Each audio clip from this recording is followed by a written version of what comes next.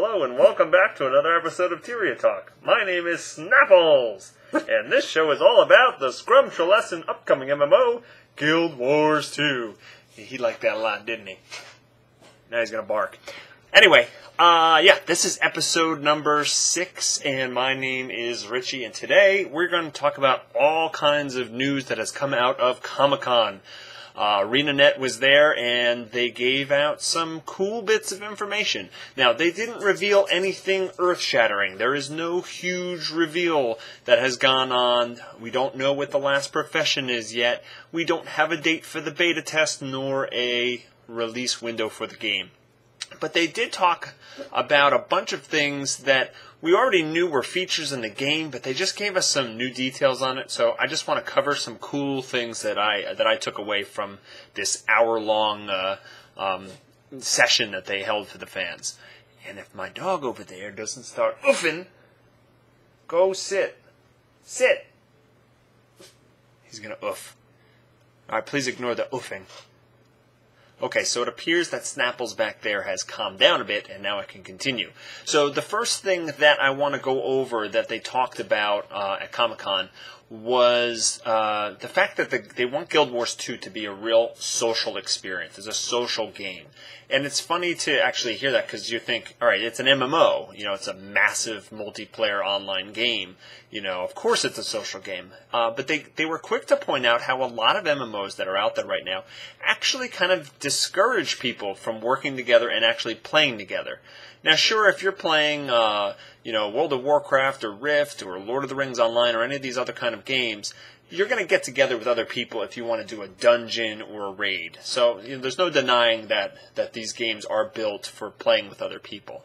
But they did mention that one of the conventions that people are used to in the genre is the fact that, like, if you're doing a quest and your quest is to kill, 10 orcs in an area, and suddenly somebody else comes in and starts doing the same quest, you kind of get annoyed at that person. You're like, they're stealing my orcs. That's because, whoever hits the monster first usually is the one that gets credit for it. And you're trying to get your 10, and now this other person here is slowing you down and making your experience less enjoyable. So they have a very simple design solution to kind of curb this type of reaction. And it's basically if somebody comes along and helps you kill a monster, well, they get a share of they get experience and some treasure as well as you did. So it totally pays off if somebody comes and helps you kill something, because now you kill it quicker and you both get a reward.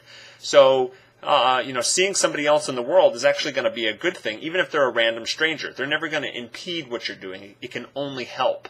And it's so simple and elegant design choice, but it's I can see it being very effective. One other thing that they're going to be doing is, I mentioned this in that previous Tyria Talk, where in Guild Wars 2, if your health goes down, before you die, you enter what's called a Downstate, where your character has a limited selection of abilities that are left. You're kind of on the ground going, help, kind of thing. And you have a couple abilities that you can use, but any player in the game, regardless of their profession, can actually come over to you and revive you from this down state.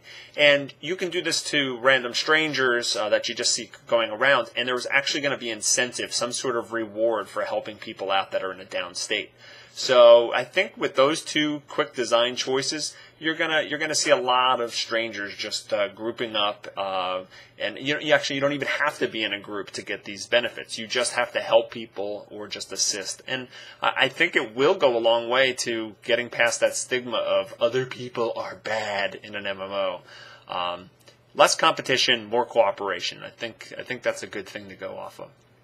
So another thing that they kind of talked about, actually they talked about several things with the dynamic event system, and they just gave some more examples and some more clarity that just fueled the excitement for how they're innovating this system. Now, if you don't know what a dynamic event is, go back to episode 1 of Tyria Talk. I explain it in great detail. And we'll be here right at this very spot when you return. So go do your homework. All right, now that you're all studied up and you know what a dynamic event is, what they have announced is that dynamic events will move through different chains depending on the player's actions, and there's certain endpoints that they can get to, and these endpoints get kind of stuck in that position until the players actually do something about it. So the example that they always use, and I actually used in the first Tyria Talk, was the centaurs are attacking the village. And just to summarize that real quick, the centaurs will attack a village, and the players can either band up to try to repel the invasion, or the centaurs will actually just take over the village. They will kidnap shopkeepers and basically take over the town. Now, what they kind of explained was, if the centaurs take over this town, that's the end point of that particular chain, and the centaurs will remain in control of that village until the players band together to actually get rid of them. If they succeed and get rid of them at some point, it opens up different events so that they can actually, go on the offensive against the centaurs and actually take back the kidnapped villagers. And then the town gets restored to its original position, and eventually the centaurs will regroup, and that event chain will start over, and then they will attack the village again. But the key thing here, the important thing to note about what they're saying here, is the fact that if it gets to the end point and the centaurs have taken over the village, it will not reset on its own unless the players do something about it. And they actually went as far as to say, this could take hours, it could take days, it could take weeks, even months, and the centaurs would still control this village. Now, assuming that they have the technology in place to make that happen, because what you have to wonder is, what about like a server-wide reset? Or what if they do maintenance? Is that going to restore all the events to their default position? Or will it be able to know what each individual server's, in each event is saved? Where in the chain are they all? Can they save that information? If they're able to do that, then this is going to be amazing, because it's important that, with the whole thing that they're trying to go for is that you want to have some sort of impact on the world. Now, I've already kind of gone through the fact that, yes, most of the dynamic events are going to repeat. You can't have all of your dynamic events be these unique experiences that only go through one time. You have thousands, maybe even millions of players to satisfy, and they need to experience the content. So unless you're doing some sort of holiday or special event, the dynamic events will repeat. But the important thing is that, if it just became the point where the centaur invasion would eventually go away on its own, it would cheapen the experience. I play Rift, and when I first started playing, I was very excited that these invasions that would happen in the world, these dynamic invasions would happen, and suddenly there was these powerful NPCs that would certainly start taking over different areas. Sometimes they would take off really inconvenient locations for where I had to travel. Sometimes they'd be right up against NPCs or villagers or something where I needed to go. And it was cool to be like, wow, this is really impacting my game, But the problem is, after a while, you kind of realize that, what? After the nightly reset, everything goes back to normal anyway. So it kind of lost something there. And what that does in the long term is, instead of me going, I really need to get to these NPCs for whatever reason, let me get my friends to come help me, beat these NPCs. Or beat this invasion. Instead of doing that, I said, I don't want to bother everybody to get everybody to come over here. I'll just wait till the reset, and it'll go away then. And that's just not what you want. You want that immersion. You want that, oh my goodness, this village has been taken. When are we going to go free this? We got to do this. We got to get people together and free these centaurs and get our people back. And I think I think it's key for them to really follow up on this and make it so that the players have to affect the world and not just things reset on their own. So that was great to hear. I hope they have the technology in place, like I said, for the server restarts and such. Now, another thing regarding the dynamic events that they covered was just like they gave a couple examples of the scope of how small and how large some of the dynamic events can be. And they also pointed out that there are over 1,500 unique dynamic events in the game right now. And they gave an example of how small they could be. They gave an example of a farmer who is trying to grow watermelons on his farm, and he's infested with these rabbits. And if you help the farmer out by getting rid of all the rabbits, then he opens up his shop and he sells watermelons and Lucky Rabbit's feet. And if you don't help the farmer out, eventually his watermelons will all be gone, and his shop will have nothing in its stalls, and he'll just complain that he's got no supply in right now. And that's just a very tiny, non-earth-shattering example, but the reason why I like it is because we've seen so many MMOs do this kind of thing where you have a quest where there's a farmer, with some sort of crop, and he's got some sort of pest, whether it's, I don't know, cats or, orcs or, pigs or whatever. Something is plaguing his farm, and you need to go stop it. But the way most MMOs handle it is they say something like, oh, go kill, 7 of these cats who are eating my corn, or cats don't eat corn. Cats don't eat corn. That's just a dumb example. How about like crows? There's crows in my in my cornfield. They're eating all my corn, and they'll say something like, kill 7 crows. And you go out there and you kill 7, and you come back and he says, yeah, you did it. And then you're walking away, and there's still crows all over his cornfield. It doesn't actually do anything. I just love that, even this small little example with watermelons or whatever, that, if you help, he opens up his shop and he can sell you these 2 items. And they're simple, like nothing items, watermelon and Lucky Rabbit's feet. Who even knows what those do in the world? But it's just cool that you did something and you had an impact on that. And I don't know, that example really stuck with me. I like that because we've seen that how it goes in other MMOs. But anyway, that's the really small example. Now the large scale event, they can go all the way up to something like this. There's a pirate stronghold where they have kind of locked themselves in this bay. They've taken over this bay, and there are these cliffs up on top of the bay. And there's this huge wooden, these huge wooden doors that keep the pirate stronghold safe. And there's guard towers up top with catapults and different things up there. So your dynamic event leads you to take out the defenses on top of these 2 cliffs, these 2 towers or whatnot, and then, if you succeed in those, a ship from Lion's Arch will roll in and start blasting their cannons at these huge double doors. Now, at this point, it's your job to kind of protect this ship from the pirates and keep it going long enough to blast the doors open, and then once the doors are blasted open, you have access to infiltrate the pirate stronghold and eventually try to assassinate the admiral of the pirates. And all along the way, you could probably fail, and maybe the Lion's Arch ship will sink, or maybe it has to go back to Lion's Arch or whatnot, or you don't get the doors open or whatnot. But that's just a grand scale of one dynamic event that they gave an example of. So you can just see, how they're going to vary so much in terms of scale, but also like the flavor. So I thought that was cool to also hear about as well.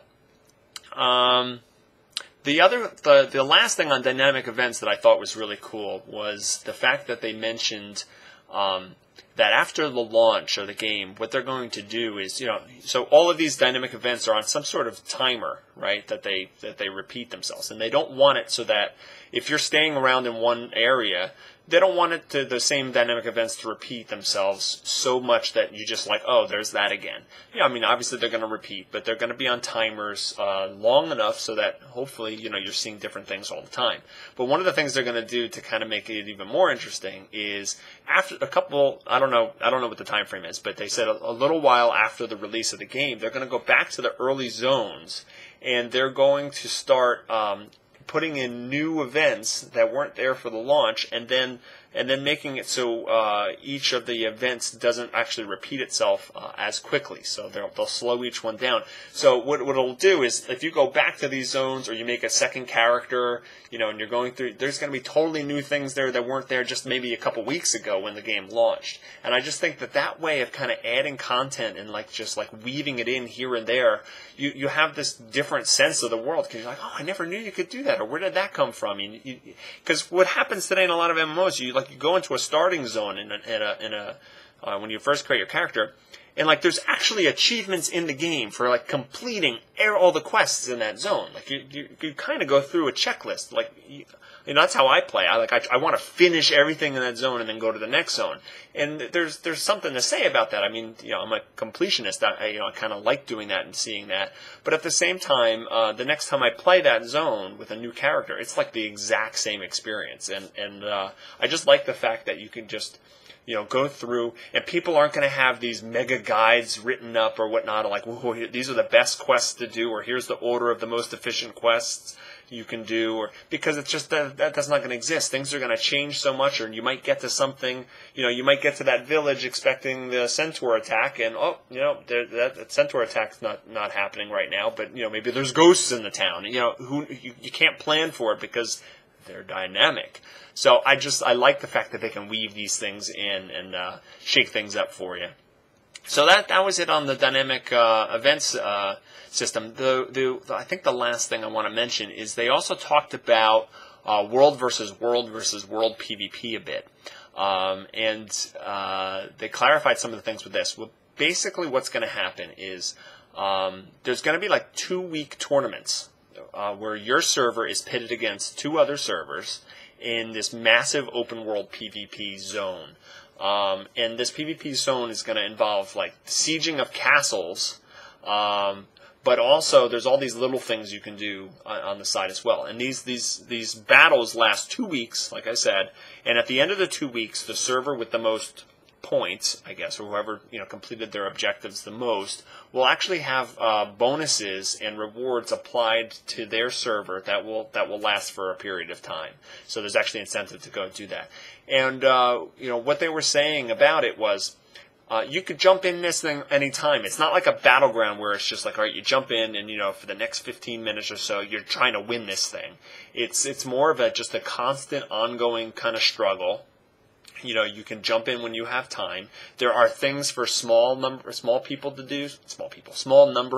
do. Like if you're just alone or just with a buddy, you can go and like take out these mines or take out a guard tower or different things like that. And each one of those things that you try to, one of those objectives or events that you try to influence will actually have an impact on the bigger picture. But, there's also things for like large scale, hundreds of people trying to take out a castle of the other team or some sort of stronghold.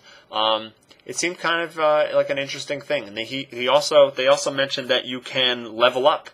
Just doing world versus world PvP. You can go all the way from level 1 to 80, just doing, just constantly being in this open world PvP zone. Or you can go in there and do you'll get experience just by, participating, but then you can come out and go explore the world and do more PvE. Sounds pretty fun, I have to say. It's an interesting take on it. They sound pretty confident that they have the technology to support that many players in this huge open world thing. And I like the fact that they pit different servers together because, again, it's that social aspect. They want your server working together, the people that you're with working together, and you guys got a common enemy in the other servers. So we'll see how that whole thing pans out.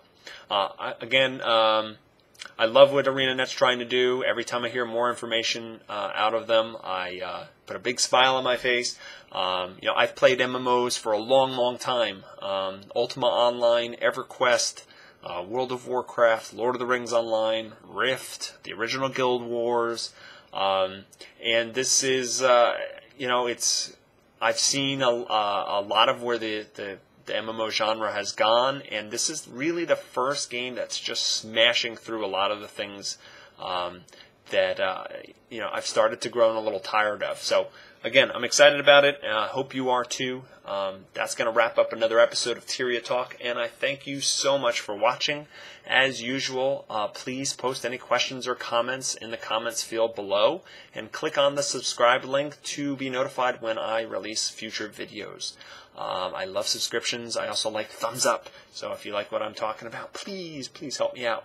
You can also follow me on Twitter at RichieProcopio, and that's going to be about it. And I'll see you next time. Peace out.